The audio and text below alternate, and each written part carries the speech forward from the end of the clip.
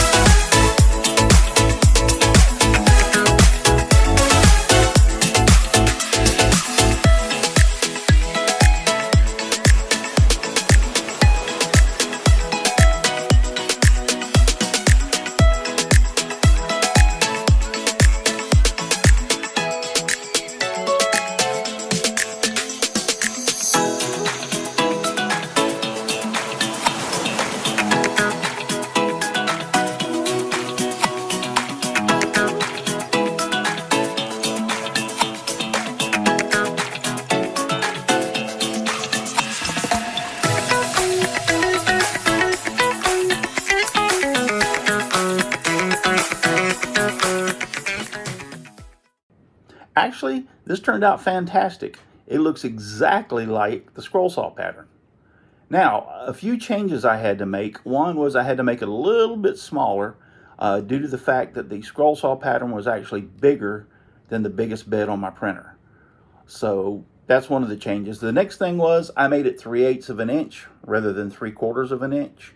I just decided I didn't want to waste all that filament and just make it 3/8 because it worked perfect. I printed it in three different pieces, just like the Scrollsaw pattern.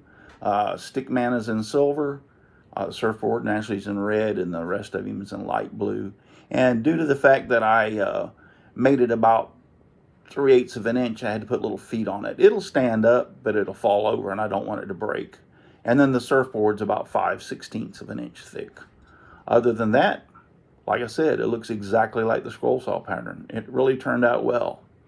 I want to do a shout out to Steve Good over at scrollsawworkshop.blogspot.com for all the great, wonderful Scrollsaw patterns that you give away for free.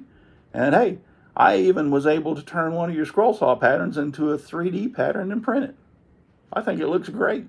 I'm actually pleased and happy with it. So thank you very much for watching. Don't forget to give me a thumbs up, and have a great day, and God bless. Hey, while you're out there, why don't you take a few minutes to watch some of my other videos that I have, and also some of the live streams that we do on Let's Talk Shop with Russ on Saturday nights at 9 p.m. Eastern Standard Time. Thanks for watching.